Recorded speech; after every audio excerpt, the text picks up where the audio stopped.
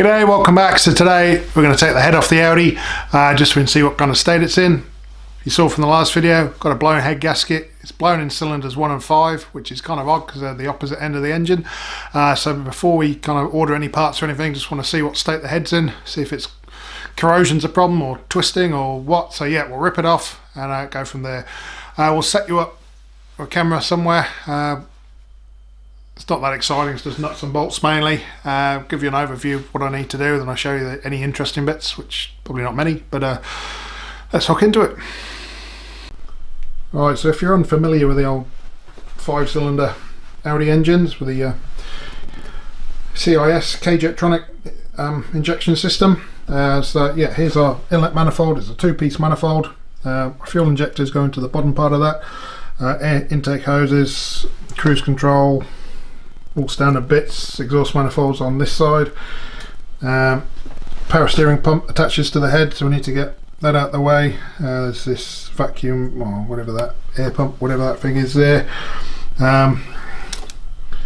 Plugs, well no, wires and distributor need to come out of the way. We can detach the whole front section here, which is handy, because of course nothing simple in these. Well, it is. So we've got the main radiator over here, and we've got the secondary radiator here. Now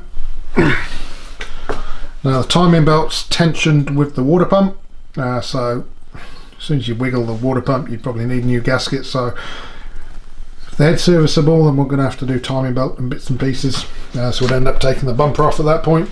Now the crank bolts on these is as a special Audi tool, it's a torque multiplier. So using the torque multiplier, it's 280 foot-pounds of torque. Without the multiplier, it's about 450 foot-pounds of torque to undo the crank bolt, so that could be fun. We've got a few hillbilly ways to do that. So yeah, we'll start stripping.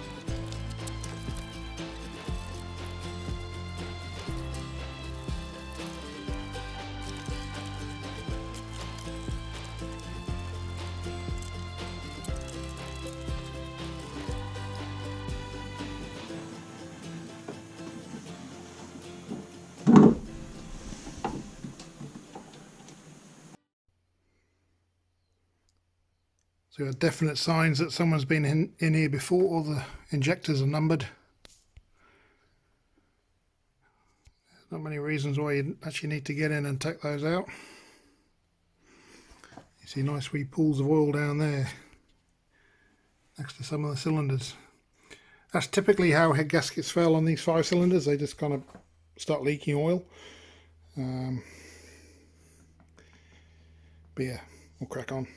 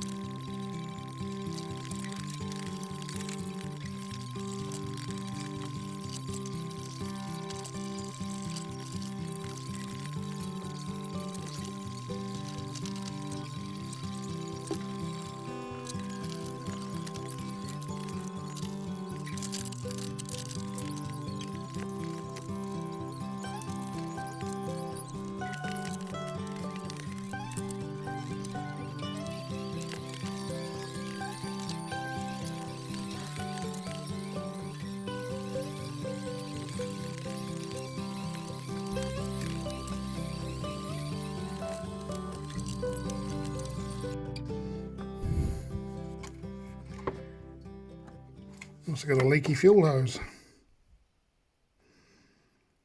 right at that joint. That's kind of annoying.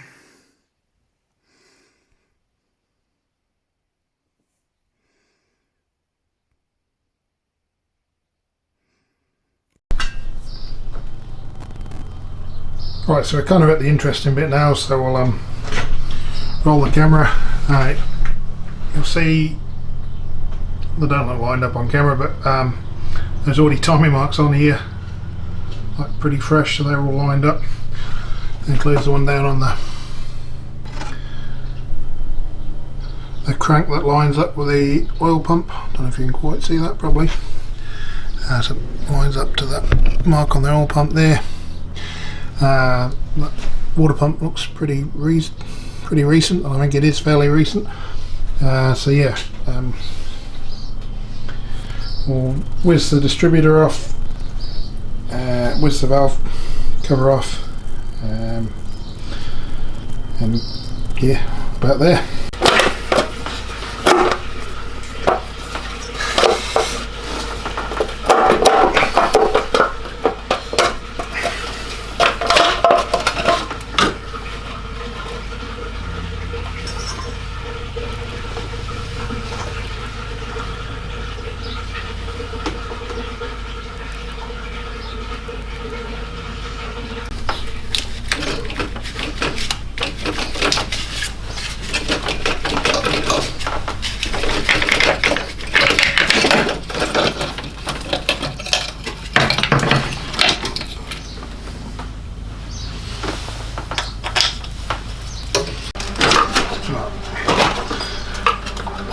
Timing belts off, crank pulleys off, sorry, cam pulleys off.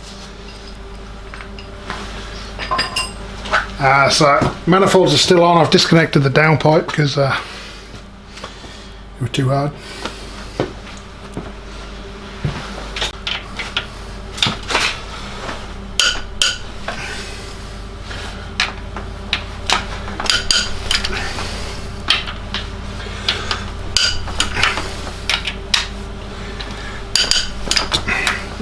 Loose.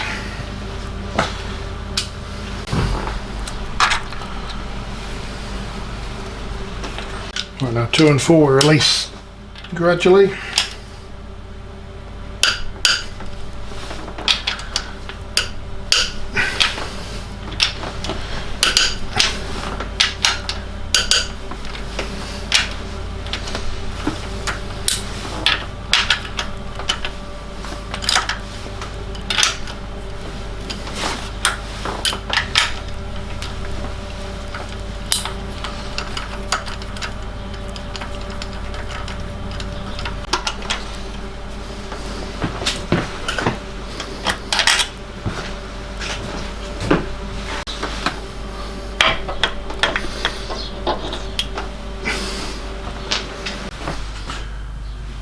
Get these tappets out.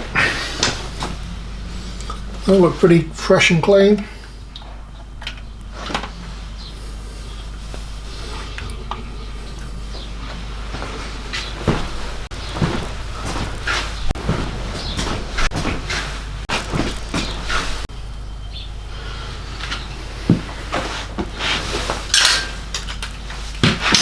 these head bolts out. Our first one.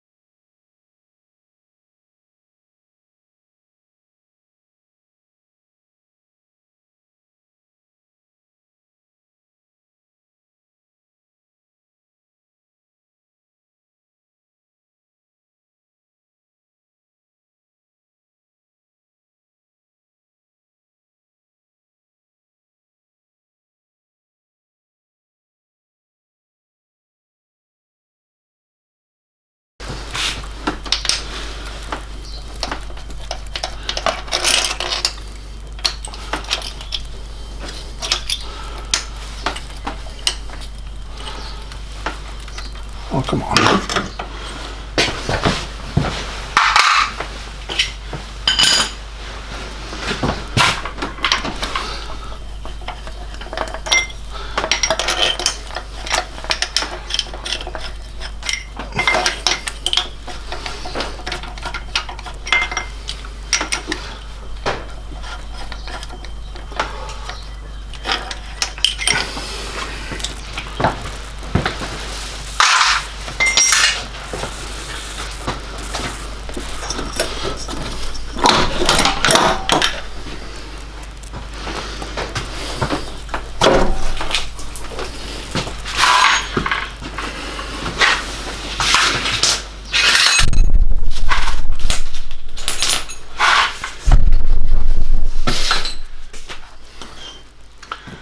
Made somewhere nice and soft to put it. So we're going to take the manifolds. Downpipe should come apart for a little bit of jiggling.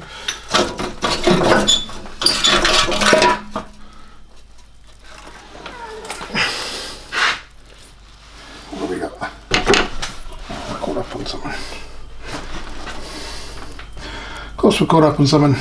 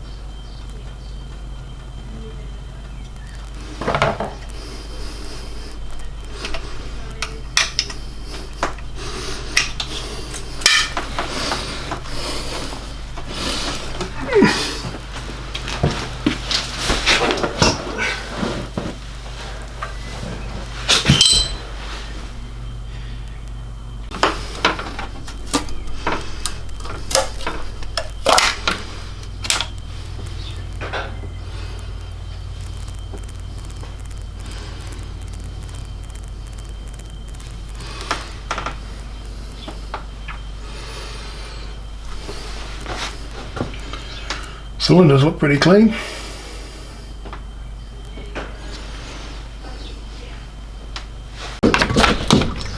Right, so here's our first look at the head. I haven't cleaned it yet, so I'll clean it up shortly, but I thought I'd just show you what we look like in the old raw dog fashion.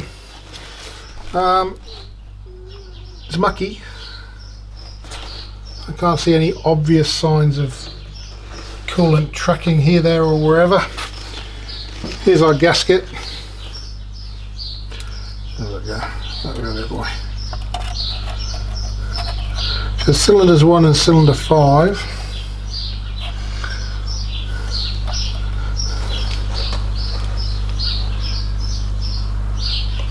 Mucky on there, but it doesn't look.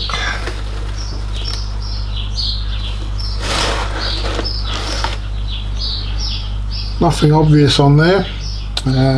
Right, so we'll just give this a quick clean up, then we'll put our straight edge on. Certainly see this cylinder here. Which one is that? Number 5. That's certainly washed out a wee bit, but one was the worst. But yeah, we'll just clean that up and then we'll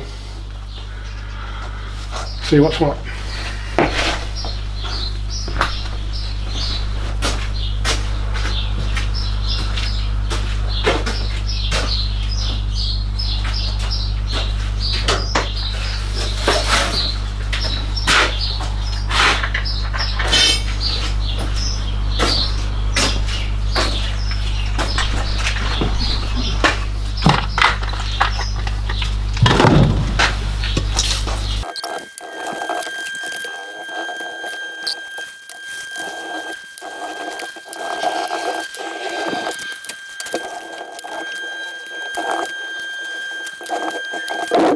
Alright, it's had a bit of a clean. Just zoom you in, I'll show you what I found. So on cylinder 5 here, not much, but between this water jacket there's a little bit of roughness there. Same over. Here a touch. And there too, not much. But that's, I'm guessing that's our issue. Have a look at the other one. So we got what we got over here.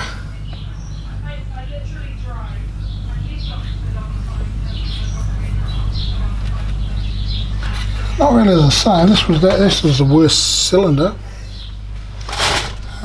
Possibly a little bit on this little bit of water jacket there, but not too bad, but probably enough to cause our problem. What's up in here? Fourth time lucky. Where are we looking? Just over. You won't be able to see.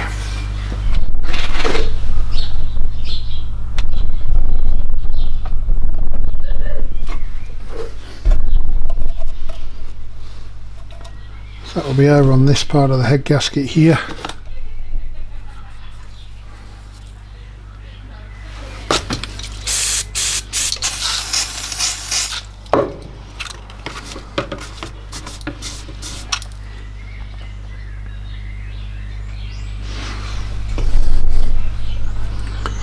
Don't know.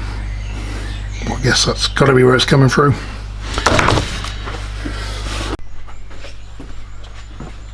Well, let's get our old straight edge of destiny. Well, his face isn't really clean enough to do this properly, but we'll get an idea if we're kind of ballpark, because that's what you want with precision machining, is ballpark.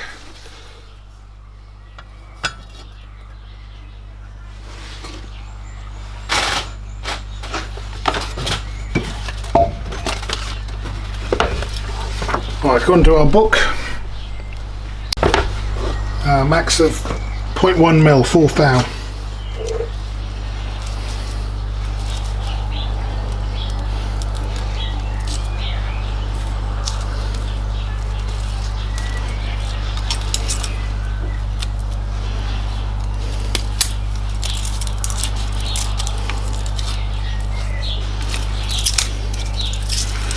So start off with that wear limit.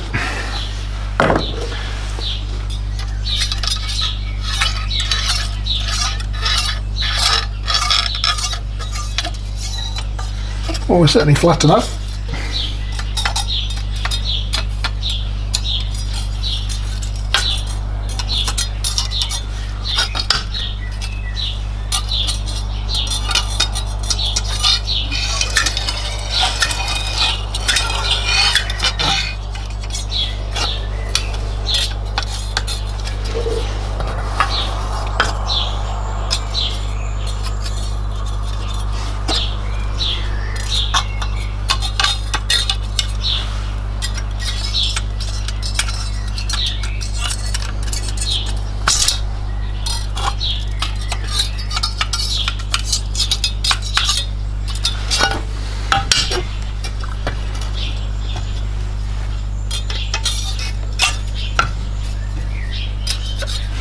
Yeah, we don't have a perfectly clean surface, so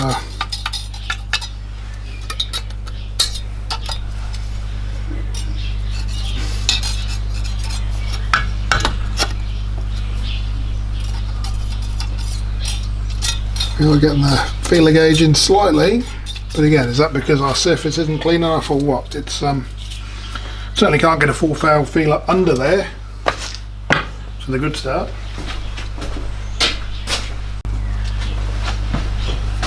And our other measurement we need to check on is how much kind of meat we've got to actually skim the head width to the max.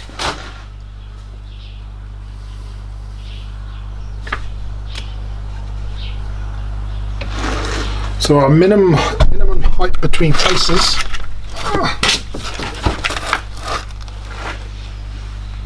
between there and there needs to be at least 132.55 mil.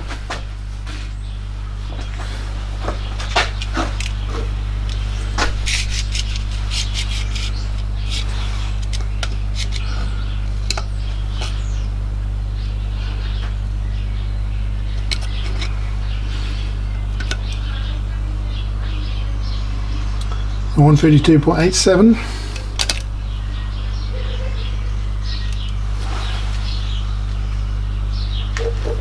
So we've got a good mill we can take off anyway.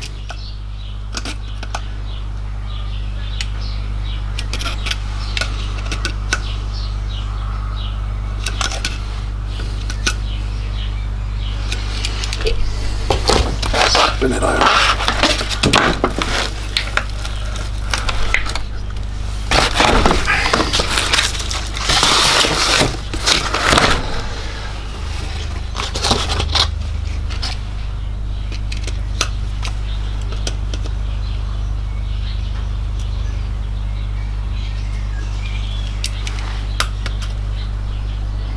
Yeah, there's meat there anyway, so we should be able to get that machined. Hopefully that'll be enough to deal with our issue. I presume that's what our issue is.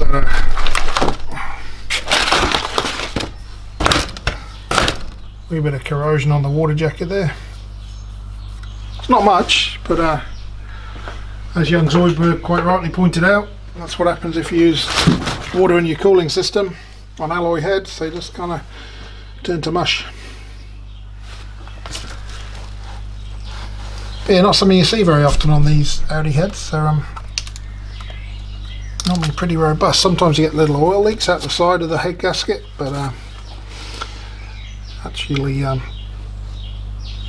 and water mixing, or water in the cylinders is yeah, not too common as far as I know.